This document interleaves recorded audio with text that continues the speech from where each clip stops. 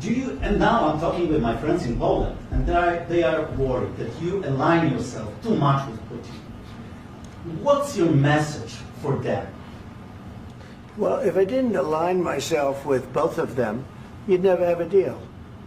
You want me to say really terrible things about Putin and then say, "Hi, Vladimir, how are we doing on the deal?" That doesn't work that way. I'm not aligned with Putin. I'm not aligned with anybody. I'm aligned with the United States of America and for the good of the world. I'm aligned with the world, and I want to get this thing over with. You see the hatred he's got for Putin. It's very tough for me to make a deal with that kind of hate. He's got tremendous hatred, and I understand that, but I can tell you the other side isn't exactly in love with, him either. So it's not a question of alignment. I'm aligned with the world. I want to get the thing set. I'm aligned with Europe. I want to see if we can get this thing done. You want me to be tough? I could be tougher than any human being you've ever seen. I'd be so tough.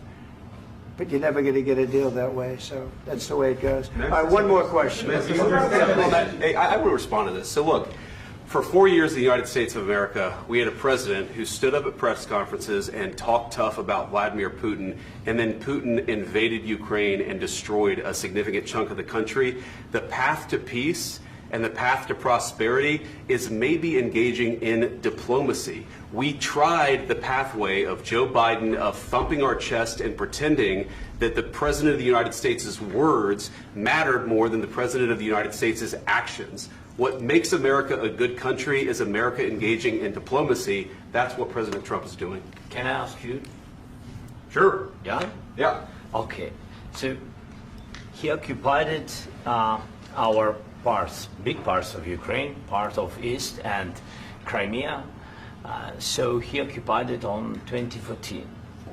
So during a lot of years, so I'm not speaking about just Biden, but those time was Obama, then President Obama, then President Trump, then President Biden, now President Trump, and God bless, now President Trump will stop him. But during 2014, nobody stopped him. He just occupied and took. He killed people. You know what the contact line? 2015. 2014 2014. and 2015. 2014. Yeah. So I was not here. Yeah, but That's exactly right. Yes, but during 2014 till 2022, the situation the same. The people have been dying on the contact line. Nobody stopped him. You know that we had conversations with him, a lot of conversation, my bilateral conversation, and we signed with him, me, like a new president. In 2019, I signed with him the deal. I signed with him, Macron and Merkel, we signed ceasefire. Ceasefire. All of them told me that he will never go. We signed him with gas contract. Gas contract. Yes, but after that, he broken this ceasefire. He killed our people and he didn't exchange prisoners. We signed the exchange of prisoners, but he didn't do it. What kind of diplomacy, JD, you are speaking about? What do you mean? I'm talking about the kind of diplomacy that's going to end the destruction of your country. Yes, but if you Mr. President, with respect, I think it's disrespectful for you to come into the Oval Office and try to litigate this in front of the American media. Right now, you guys are going around and forcing conscripts to the front lines because you have manpower problems. You should be thanking the President for trying to bring an end to this conflict. Have you ever been to Ukraine that you say what problems we have? I have been to. Count once. I've actually watched and seen the stories, and I know what happens is you bring them on a propaganda tour, Mr. President. Do you disagree that you've had problems bringing people into your military? And do you think that it's respectful to come to the Oval Office of the United States of America and attack the administration that is trying to prevent the destruction of your country? A lot of questions. Let's start from the beginning. Sure. First of all, during the war, everybody has problems, even you, but you have nice ocean and don't feel now, but you will feel it in the future. God bless. You don't know that. God bless. You God bless. You will not have war. Don't tell us what we're going to feel. We're trying to solve a problem. Don't tell us what we're going to feel. I'm not telling you. Because you're in no position to dictate that. That's exactly what you're doing. You're in no position to dictate what we're going to feel. We're going to feel very good. You will feel influence. We're going to feel very good and very strong. You will feel influence. You're right now not in a very good position. You've allowed From the yourself very- to be in a from very the bad very position, beginning and he of the happens war. to be right From about the it. very beginning of the war. You're not Mr. in a good Brown, position. I You don't was have the saying- cards right now. With us, you start having Not cards. playing cards. Right now, you I'm don't. very You're playing serious, cards. Mr. President. You're I'm playing very cards. serious. You're I'm gambling the with the president lives in of war. millions of people. You think- You're gambling with World War What do you- III. what do you You're think about? gambling with What do you World think War about? III. And Yeah. what you're doing is very disrespectful to the country, this country. I'm That's with back all to you. respect to your Far country. more than a lot of people said very they respect. should have. Have you said thank you once? This A lot entire of meeting? times. No, in this Even entire meeting, today. have you said thank Even you? today. You went to Pennsylvania and campaigned for the opposition in October. Offer some words of appreciation for the United States what of are you speaking America about? and the president who's trying to save your country. Please, you think that if you will speak very loudly about the war, you He's can... not speaking loudly. He's not Yeah. speaking loudly. Your country's Can I- in big can I- trouble. can I Wait a answer? minute. No, Can you've I done a lot of answer? talking. Your country is in big trouble. I know. You're not I winning. know. You're not winning this. You have a damn We- good chance of we are coming out staying, okay because of Mr. us. President, we are staying in our country, staying strong from the very beginning of the war. We've been alone, and we are thankful. I said thanks You haven't in been this alone. cabinet, You and haven't not been only alone. in this We cabinet. gave you, through I this said stupid thank- president, $350 billion. You voted we gave for you your military president. equipment, You and you voted men for are your brave, president. but they had to use our military. What about you if speaking? you didn't have You our invited military me- equipment, you invited if me you to didn't speak. have our military equipment, this war would have been over in 2 weeks. In 3 okay? days, I heard it from Putin. In 3 days, this is something Maybe new. less. In 2 weeks, of course, yes. It's going to be a very hard thing to do business like this. I tell you. Just say thank you. I said a lot of accept times that there, thank you accept to that- American people. Accept that there are disagreements, and let's go litigate those disagreements rather than trying to fight it out in the American media when you're wrong. We know that you're wrong. But you see, I think it's good for the American people to see what's going on. I understand, sir. I think it's I very understand. important. That's why I kept this going so long. You have to be thankful. You I'm- don't have the I'm cards. thankful. You're buried there. Your people are dying. tell you You're again, running I low know. on soldiers. Don't- Listen, don't please, you're running Mr. low President. on soldiers. It would be a damn good thing. Mr. And then President. then you tell us, I don't want a ceasefire. I don't want a ceasefire. I want to go and I want this. Look, if you could get a ceasefire right now, I tell you, you take it so the bullets stop flying and your men stop getting killed. Of course, we want to stop the war. But you're I saying said- you don't want a ceasefire. But I said to you, I want a with ceasefire. guarantees. Because you'll get a ceasefire faster than an agreement. Ask our people about ceasefire, what they think. That wasn't doesn't with matter me. for you what- that what wasn't is- with me. It That was with wasn't with a you. guy named Biden, who was not a smart person. This That is was your, with, this that was is with your Obama. president. It was your president. Excuse me. That was with Obama, who gave you sheets, and I gave you javelins. Yes. I gave you the javelins to take out all those tanks. Obama gave you sheets. In fact, the statement is Obama gave sheets and Trump gave javelins. You got to be more thankful, because let me tell you, you don't have the cards. With us, you have the cards. But without us, you don't have any cards. One more question to Mr. Vice President. I'm sorry. It's going to be a tough deal to make, Um, because the attitudes have to change. what if Russia breaks ceasefire? What if Russia breaks peace talks? What do we do then? I understand that it's a heated conversation right now. What are you but saying? what She's if asking, what if Putin Russia breaks the breaks ceasefire? What if anything? What if a bomb drops on your head right now? But they have Okay? broken ceasefire. What if they broke it? I don't know. They broke it with Biden because Biden, they didn't respect him. They didn't respect Obama. They respect me. But what- Let me tell you, Putin went through a hell of a lot with me. He went through a phony witch hunt where they used him and Russia. Russia. You ever hear of that deal? That was a phony Hunter Biden, Joe Biden scam. Hillary Clinton, Shifty Adam Schiff. It was a Democrat scam. And he had to go through that. And he did go through it. We didn't end up in a war. And he went through it. He was accused of all that stuff. He had nothing to do with it. It came out of Hunter Biden's bathroom. It came out of Hunter Biden's bedroom. It was disgusting. And then they said, oh, the laptop from hell was made by Russia. The 51 agents. The whole thing was a scam. And he had to put up with that. He was being accused of all that stuff. All I can say is this. He might have broken deals with Obama and Bush, and he might have broken them with Biden. He did, maybe. Maybe he didn't. I don't know what happened. But he didn't break them with me. He wants to make a deal. I don't know if you can make a deal. The problem is I've empowered you to be a tough guy. And I don't think you'd be a tough guy without the United States. And your people are very brave. But you're either going to make a deal or we're out. And if we're out, you'll fight it out. I don't think it's going to be pretty, but you'll fight it out. But you don't have the cards. But once we sign that deal, you're in a much better position. But you're not acting at all thankful. And that's not a nice thing. I'll be honest, that's not a nice thing. All right, I think we've seen enough. What do you think? Huh? This is going to be great television, I will say that. All right. We'll see what we can do about putting it together. Thank you, sir. I know this is nice. And I need the back of this. We'll see, I don't know.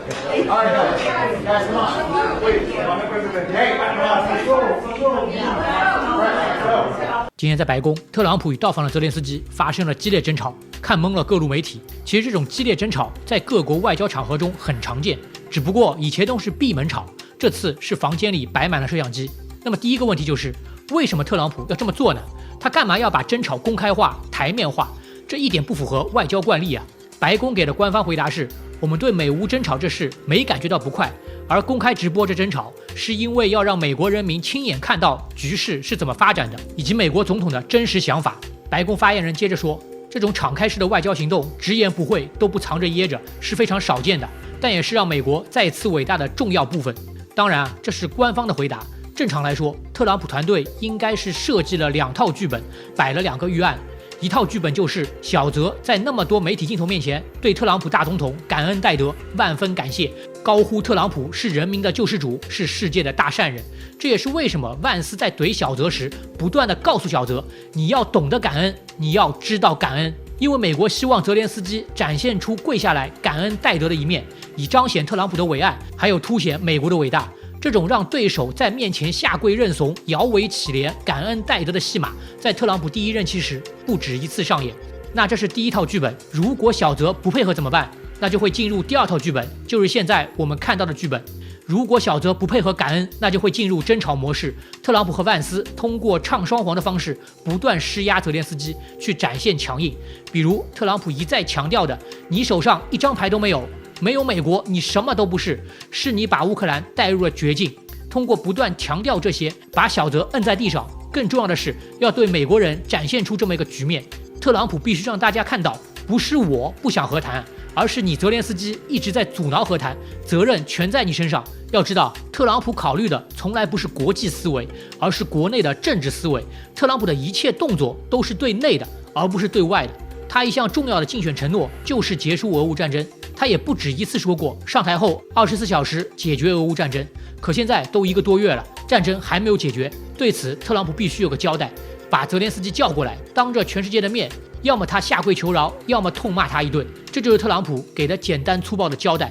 不少人看不惯特朗普这一套，但特朗普的基本盘，尤其是中西部的红脖子们，很吃这一套，他们的情绪会被特朗普牵着走。他们会看到，确实是泽连斯基不断死鸭子嘴硬，阻挠和平谈判，这不是特朗普的责任啊！这也是为什么特朗普会违背外交惯例，找那么多媒体来直播的原因。他很简单粗暴，就是必须给国内基本盘一个交代，要么是泽连斯基下跪求饶，同意和谈的交代，要么是痛骂泽连斯基，把和谈不成功的责任都推到他身上的交代。而特朗普更在会谈结束的时候点出了那句关键的话，他说这次会谈真是一场精彩的电视节目啊！对特朗普来说，和泽连斯基吵架就是一场政治秀。虽然全世界很多国家在骂特朗普无耻不正义，但特朗普不在乎，他只在乎美国内部看法。这回他手拿2套剧本，怎么都是赢，无非是大赢和小赢的区别。那么第2点，在如此激烈争吵后，影响又是什么呢？对特朗普来说，影响是全世界更清楚看到一个不义的美国，一个会彻底的野蛮的抛弃盟友的美国。即便西方世界整体都认为是俄罗斯入侵乌克兰，俄罗斯才是祸首，但特朗普却如此不留情面的抨击责任在乌克兰。和普京相比，泽连斯基的责任更大，这会刺痛西方各盟国的心，让他们对特朗普统治下的美国彻底放弃希望。图上这位是乌克兰驻美国大使奥克萨纳，当他面对特泽2人的激烈争吵时，长时间的手撑着额头不敢多看，他也不敢相信这是美国总统会说出的话，会做出的事。而与乌克兰大使有着同样感受的是很多西方盟友。根据媒体调查报道，这场争吵让乌克兰和欧洲震惊落泪。在争吵结束的第一时间，包括西班牙、立陶宛、摩尔多瓦、瑞典、挪威、拉脱维亚等在内的多国发声明支持泽连斯基。波兰总理说：“亲爱的泽连斯基，亲爱的乌克兰朋友，你们绝不孤单。”法国总统马克龙说：“帮助乌克兰制裁俄罗斯是绝对正确的。现在和未来，我们都将继续这么做。我们更应该尊重那些从一开始就奋战的人，他们是为了欧洲而战。”而德国大选获胜者莫茨也马上发文说：“无论顺境逆境，德国都和乌克兰站在一起。”荷兰首相也表态说，荷兰将一直支持乌克兰，尤其是现在这个黑暗时刻。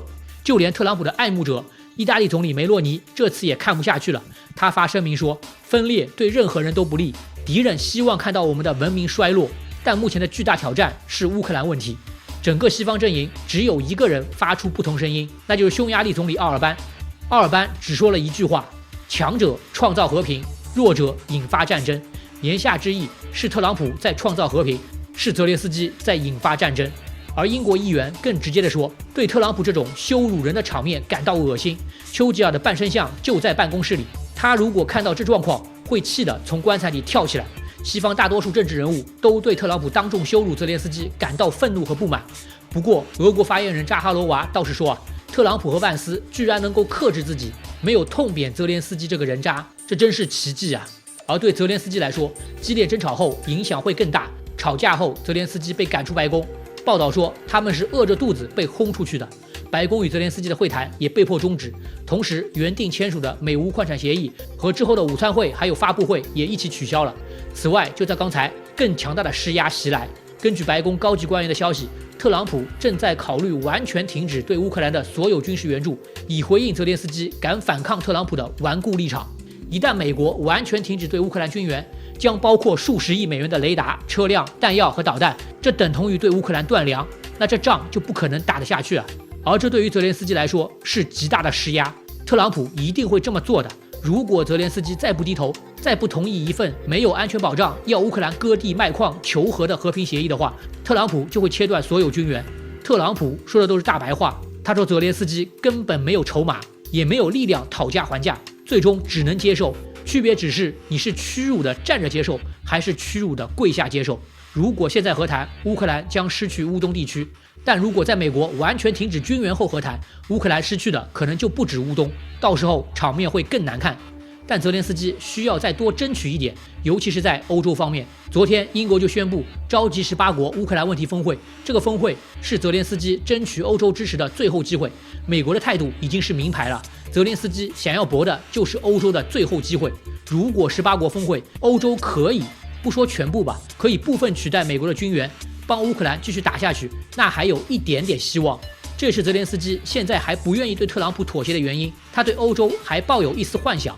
万一欧洲能独立，能够硬起来呢？万一呢？但这个希望确实是幻想。以欧洲现在态度来看，欧洲一直在寻求美国的支持，让德法的军队进入乌克兰，部署在远离前线的地方去当维和部队。而美国不会派军，但欧洲需要美国的军事后盾。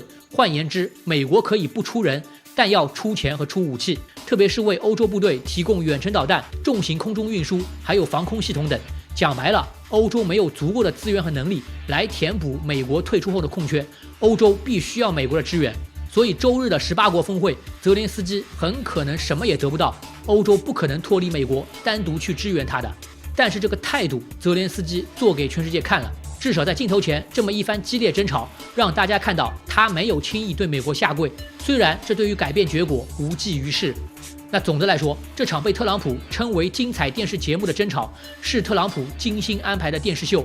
他需要这场秀来给基本盘一个交代，同时也需要摁死俄乌还将继续打下去的幻想。他要用强硬态度告诉所有人，这场战争必须停止。事实虽然残酷，但放在乌克兰面前的只有2个选择，要么签署停火、割地、卖矿、不加入北约这4份协议，要么就是美国停止一切援助，乌克兰要面对更大的损失。而当停火、割地、卖矿、不加入北约这4份协议签署的时候，也是欧洲集体悲鸣的时候。乌克兰被出卖，会让欧洲发出感同身受的悲鸣，只是这份悲鸣是否能唤醒欧洲真正的独立自主，是否真的能让欧洲感受到摆脱美国的重要性呢？目前不得而知。欧洲需要牺牲现在的高福利，欧洲人要过紧日子，去建立他们自己的安全和独立自主。